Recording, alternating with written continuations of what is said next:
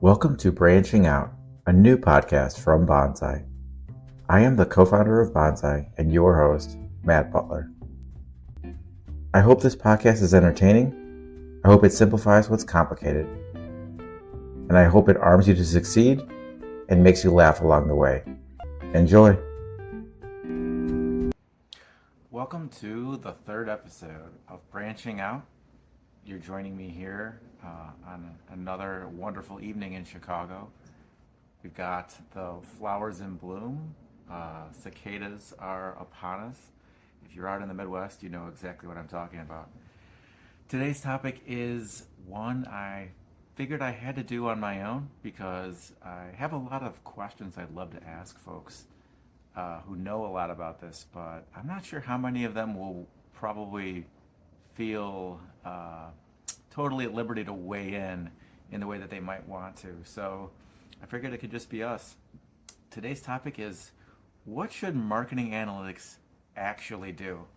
I think the typical answer to this might, let me just say, I think the answer that you'll get from me is maybe different than you might be thinking.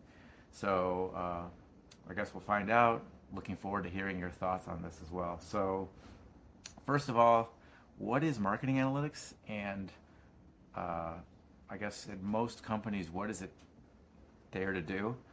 If you're listening to this podcast, you probably know, but if you don't, marketing analytics essentially is either a team or a person or sometimes a partner who specializes in understanding how to measure the effectiveness of marketing. That includes digital marketing, that includes traditional marketing, that includes customer lifecycle, website promotion, and really any number of initiatives that are put in place by a company to acquire new customers and generate more value from their current customers. So sounds like a pretty interesting role. Sounds like a pretty good job and something that requires a lot of expertise, both on the data, measurement, statistics, and domain side, but also on the advisory, communications, and just general business intelligence and business communication side. And if it sounds like that is what you think, you would be right.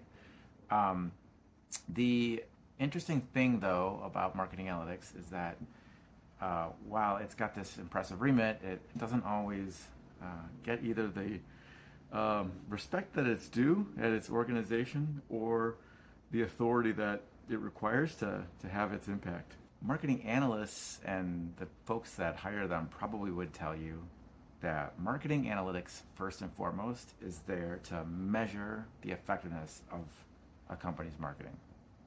How is the paid search program doing? How are their social initiatives and social media dollars working for the brand? How is television, out of home, direct mail, so on and so forth? Measuring the effectiveness of those channels matters a lot because companies spend, upwards of, some spend up to 40% or more of all of their available capital to acquire, their next cohort of customers. Another branch of marketing analytics, or another common use case for marketing analysts at companies, is the simple exercise of proving that marketing is doing anything at all, or proving that the existing marketing programs are working.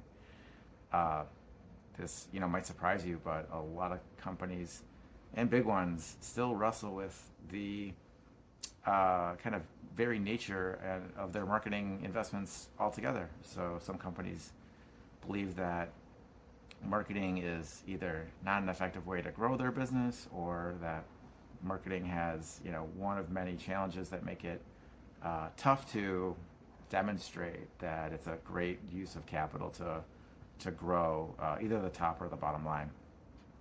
So because of that environment, I think some marketing analysts and entire sectors, especially those that are not in the business to consumer space, so B2B sectors see this a lot, and I would say other long sales cycle business to consumer sectors. A lot of times the marketing analytics tools, teams, and talent get really asked by the marketing organization itself to simply find ways to demonstrate that marketing is working and take that data and circulate it throughout the organization, primarily with the operations and the finance teams at those companies. So proving the value of marketing from, kind of the bias perspective of the marketers themselves.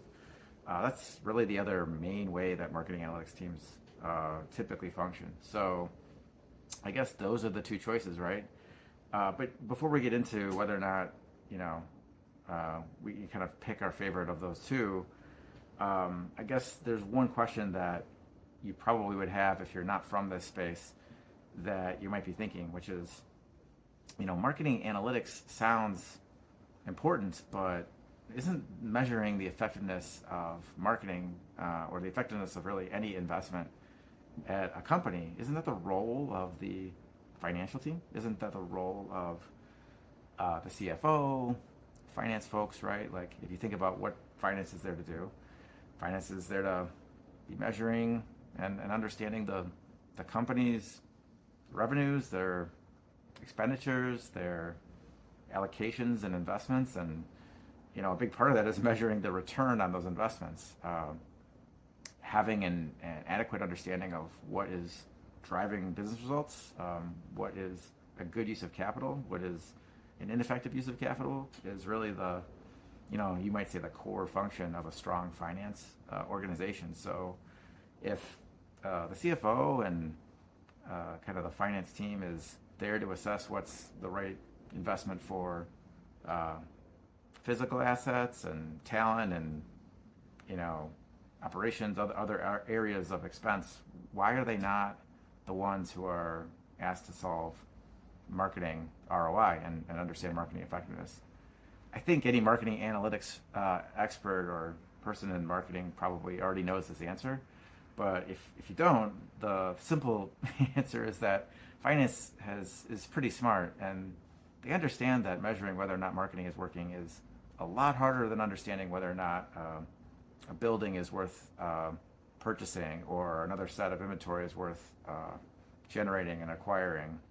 It's extremely complicated to understand, a lot of the indirect effects that, by the very nature of, the customer journey that are required to, be put in place, money and initiatives, strategies, campaigns, media, many things have to go into successful marketing, and it takes time.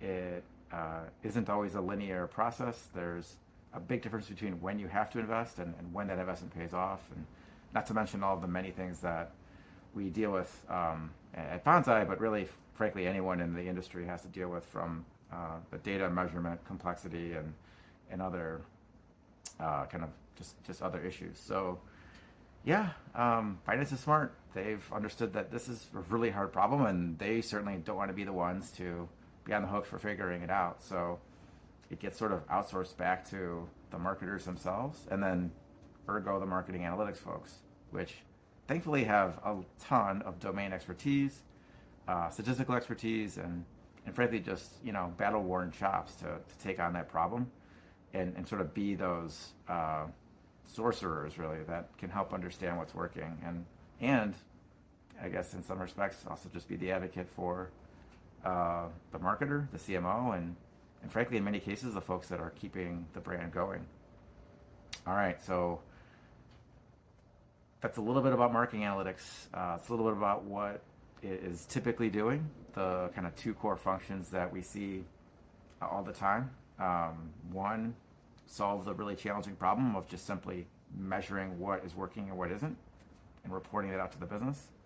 On the other hand, there's the kind of domain advocacy function of the marketing analytics team or tool, which is, hey, identify ways we can bring data that shows that marketing should be something we invest in at this company. So which should we do? Which is the right side of it?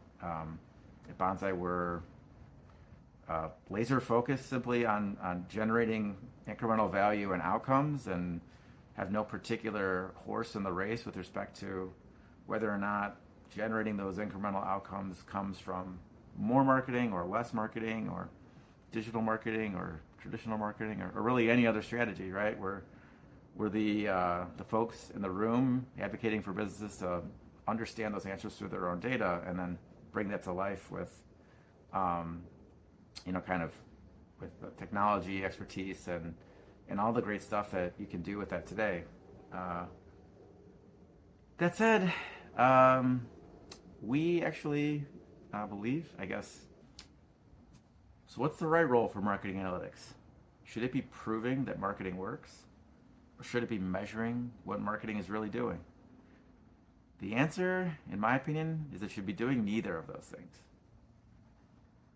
I believe marketing analytics should be thought of and aspire to be essentially the hedge fund for the company through the vehicle of your marketing and marketing investments. So what I mean by that is simple.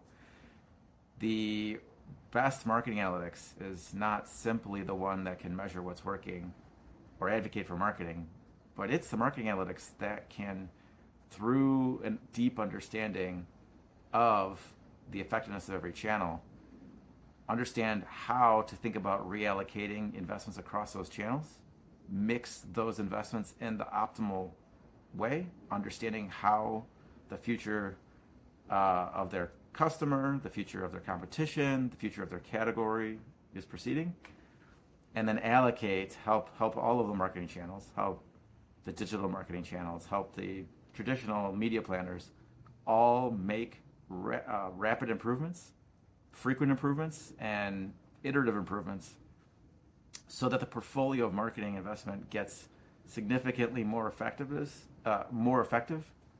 both individually as channels and then collectively across the org over time. So just like a great hedge fund manager will be taking the capital given by its investors and turning that into outsized returns, that is really where marketing analytics can be. It is sort of the true calling of where not just the tech, cloud, and AI capabilities empower us today to use information, but it's really, in my opinion, the way that not just the industry can reorient itself towards a better approach that is riddled with a lot less waste and a lot more effectiveness, but also, selfishly for, myself as a former marketing analytics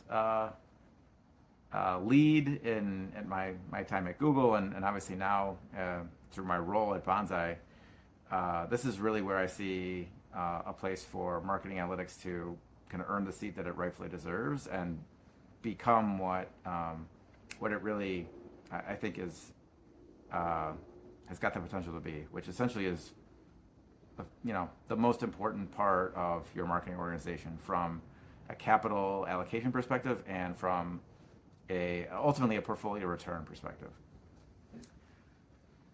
So marketing analytics as hedge fund management, how would that even happen? How would they think about it, right? Like, what kind of people could be these effective allocators of capital through the lens of marketing analytics? We've already talked about how understanding what's working and what's not in growing a business through marketing is such a difficult challenge that smart finance folks kind of stay away from even trying to answer the question. Well, I think today it gets down to what are you looking for from a background and kind of skill set and expertise perspective, and then what are the things that could be added to that, and what should organizations be thinking of? So what we see today, right, is from the core position of if I need someone to prove effectiveness or measure it, I think almost every organization either looks for or trains people to be strong in data computation, so data cleansing, governance, processing, not just Excel training, but SQL and databases and systems and all that. They ensure that there's a domain level understanding, right? So customer behavior, analytics, web analytics, app analytics, advertising analytics, right? Like what are these data? What metrics matter? Like how should people understand them? On top of that, a statistical set of expertise, right? How do you construct a test? How do you measure effectiveness? When you have an imperfect situation and have to, kind of do these things in real time and while the business is running. So hypothesis testing experience, A/B testing experience, maybe even a little bit of modeling, right? So that's a broad range and an impressive set of skills for an organization to seek out and bring in. Is that enough for a team to become this hedge fund management for its capital allocation and its growth strategy? It might be, but I would posit there's a few other things that marketing analytics should aspire to be, and companies should maybe be looking for when they're thinking about either the people they're bringing on to take on marketing analytics or the partners that they're working with. So a couple of other skills. So one is this idea of financial modeling, right? So things that you might, depending on the track you've done in undergrad or in business school, you might be getting that through some of your kind of core programs, or if you've come up through accounting and finance, it's a nice baseline, but it really kind of just is the beginning, right? We got to start thinking about like auction theory. How should one think about the fact that 75% of dollars allocated to market online are done through auctions? They're done through markets, so I don't necessarily think you have to find somebody who's spent their time on the trading floor of Wall Street, but an understanding of markets and auction and how to think about that value and cost relationship at scale, that's going to be very helpful for you, because when we start talking about taking these measurements and turning them into better capital allocation and better future plans, what we're really talking about is, how do you take this data and give a better budget plan to a CMO? How do you give a better daily campaign spend and bidding target to your agency or to your director of a channel? So these are really important things. Some of this is currently knowledge that is largely held within the digital marketing subject matter kind of place, right? Your SEM folks, your SEO folks, your performance marketers, your trading desk folks at agencies, right? So, I think there's obviously like these same skills help them, a ton, and I would argue that folks who have that experience are probably as equipped as anybody out there in terms of practical applications of these skills. But I'd posit to anyone on aspiring to kind of change their either their own trajectory or change the game and the impact that marketing analytics has at their organization. This is a place I would really look to stretch into. So, beyond that, what else?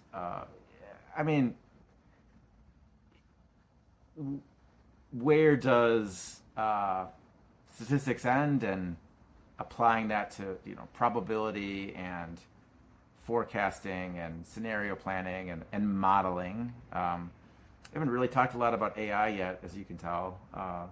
You could argue if that's just table stakes at this point, or where that bleeds into this conversation. I think it's certainly an amazing compliment, and you're definitely not going to run into anyone who doesn't want you to have a background in understanding how to apply AI to any of these problems. But at the end of the day, the question is, how can you take this and produce accurate scenarios and turn that into recommendations from the quantitative side of, we've measured how marketing is working, we understand the dynamics of what channels affect the customer journey, and how we understand how to think about cost, we understand how to think about incremental cost and diminishing returns and market factors to turn what is just really great marketing measurement into a capital allocation plan that accelerates top and bottom line. All right, so closing thoughts. Marketing analytics as the new hedge fund, management, hedge fund portfolio allocators. If that's the direction and the aspiration for this role and for this domain, how should companies think about compensating? So I would imagine whether it's the people at the organization or the tools you're using to analyze your marketing, companies are investing in this today, and I would say, largely speaking, are increasing these investments. But I would say they are increasing and probably at a level that you might be surprised isn't as accelerating as aggressively as you might think. It's as competitive as ever to win a new customer in just about every major market, at least in the United States. And that being the case, right? I don't think that the knowledge and the insight you get from the best effectiveness measurement is getting more and more important. But the current state of affairs isn't really taking that value and turning it into how much companies are thinking about allocating simply for their measurement teams, their marketing analytics tools, tech partners, and employees. So put an idea out there, and I would say if we're going to keep the aspiration of hedge fund at the core of this particular point of view, I'll also use them as the core centering idea for this particular question. How should organizations think about compensating and investing in their own marketing analytics? I would take another page from that hedge fund playbook. 2 and 20. This is how hedge funds, at least some of the biggest ones, and some of them might actually charge more than that now.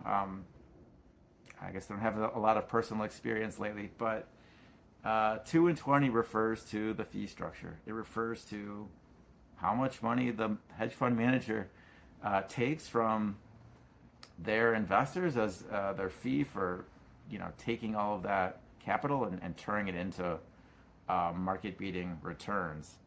2% is the 2, and that 2 just refers to a percentage of the overall capital that they're managing. And then 20%. 20 is the percentage that a hedge fund manager will take for themselves as a part of the returns that they generate for their portfolio. So if you're managing, $1 million at this, MBCO hedge fund, right? Would be probably the world's smallest hedge fund. But if that was the fund, and folks had pooled into this $1 million fund, you're talking about 2% of that. The management gets $20,000, and then if we make $500K on that $1 million, right? So if we generate $500K of return on that capital, then we're taking 20%. So there's another 100 sent straight away to MBCO, to the hedge fund management. So I feel pretty safe saying that I don't think there's really anyone in the space today who's compensating their internal marketing analytics folks on the basis of the total capital they are generating for the organization through better analytics and financial allocations. And you might be saying, gosh, it's hard enough to measure all this and then figure out how to turn that data into a better plan and then seeing that plan lead to better returns. How in the world would an organization,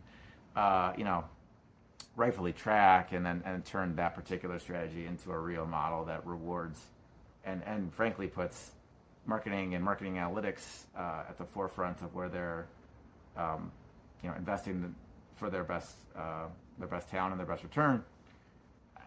I think it'd be unlikely that you would actually try to replicate the 2 and 20 concepts from an accounting perspective, but from a total dollars allocated perspective, and then tying a large portion, 2% of your marketing towards, essentially getting the measurement of that right is not a crazy volume if you really think about it. So we're talking about, for every dollar you're spending, it's 2 cents to ensure that you understand that it's going to where you want it to and it's working. And then 20%, you can have anything stand in there, but it's essentially this idea that's an old idea and one that's used throughout every part of the revenue generation side of a company, which is tying your compensation to performance, tying those to growth goals, to top line, bottom line, or any other kind of line you want that spells out more return for the company or the company shareholders.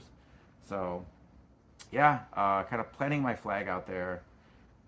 Very curious if folks feel any differently about this. I would imagine there's probably a lot of folks in marketing analytics who either haven't really thought that this was a question that was even up for debate or consideration, or maybe on the other hand, there's folks who have long since had passionate feelings on this and have come in or out of the industry or the space, either from the talent side or in the services and technology side that arms analytics folks with answers. I think there could be a lot of opinions on this, but I hope this was at least thought provoking. Hope you enjoyed the scenery. We sure do like the lilacs here at Branching Out, and until next time. Send your questions, comments, or derision to Bonsai's LinkedIn page, or connect with me directly. LinkedIn.com/in/ButlerMatt. Enjoy.